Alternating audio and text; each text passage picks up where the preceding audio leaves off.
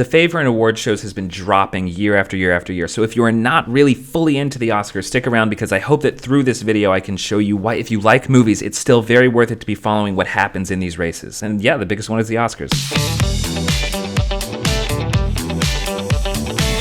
Oscars are on April 25th, so whether you're filling out your ballot or you just want to make sure you see everything before the show comes around, here's what we have to work with. Best visual effects, pretty sure we have to say Tenet for that one. Best production design, I'm going to go with Mank for that one. Best makeup and hairstyling, come on. I mean, Hillbilly Elegy, like you see the poster for that. That's what the movie is. Best international film, if Another Round does not win for this one, that is a robbery. Best film editing, I think you have to go with The Father for that one. Best documentary feature, I'm amazed that Gunda is not on this list, but with what we have here, I would say My Octopus Teacher. Best cinematography, we've got 5. It's Judas, Mank, and Nomadland really that I think are going to take it. And again, I think it's going to be David Fincher's year, and I also think that the subject matter is stuff that people in Hollywood just like responding to, so I'm going to go with Mank for that one. In terms of what Mank deserves in these awards, if it gets that one, then all power to it. Best sound, we have Sound of Metal, Soul, News of the World, Mank, and Greyhound. Funny point on this one, I actually worked as a PA on Greyhound, and watching that earlier this year, there's a moment wherever Tom Hanks goes and picks up the phone, look for it in the movie. The lips don't match, and I don't mean even by a little. This is a technical award. If this gets that, then that's actually pretty funny. Other than that, we've got to go Sound of Metal. Best original score, good on Trent Reznor and Atticus Ross for being up for 2 movies, Soul and Mank. They're going to take it for Soul, and on this list, yeah, they deserve that. Best original song is Fight For You for Judas and the Black Messiah, just because of the climate of everything right now. I think politics is going to win out and give that one the award. Okay.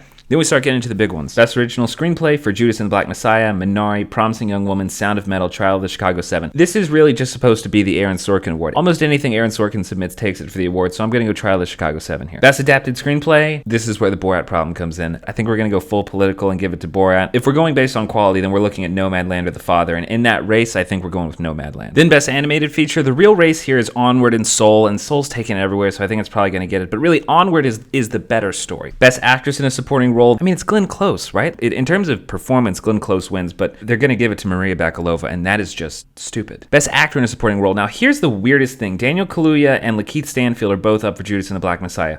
Lakeith Stanfield, check out the review to see the entire breakdown, but Lakeith Stanfield is the main actor. The movie doesn't sell as well if they sell it as Lakeith Stanfield's movie. It sells better if Daniel Kaluuya is, but the problem is that he is actually the side character. It's the thing that makes that movie confusing, and that's the thing keeping the movie from going from good to great. The movie itself is messing up who is supposed to be doing what, so it's no surprise that even the nominations are doing the same thing. Best actress in a leading role? The right answer here is Frances McDormand in Nomadland. Carey Mulligan, okay, best actor in a leading role, Riz Ahmed. This is the answer. Honestly, Sound of Metal, we'll get to best picture. Sound of Metal is the answer to everything. Sound of Metal really is the movie that should be winning. Riz Ahmed needs to win for best actor in a leading role. Then we get to best director. Nomadland will take best director there. Normally in Oscars stuff, we say, oh, this got wrong, what was the snub? Very rarely do we say, like, what stands out as a really good moment. And this is an example where I think the Oscars do go out on a limb and really get it right. Like, you need to check this out. Emerald Fennell for Promising Young Woman, Chloe Zhao for Nomadland, Lee Isaac Chung for Minari, David Fincher for Mank, Thomas Vinterberg for Another Round. Thomas Vinterberg being nominated for Another Round really is incredible. The movie broke out of the international category and got other nominations, which is a sign that it's going to win Best International Feature as well. But Thomas Vinterberg's direction in that movie is absolutely incredible. Even the other day, Guillermo del Toro said that the last scene in that movie is pitched perfectly, and it really is. Check that movie out. That movie needs to be on the Best Picture list, but it's not.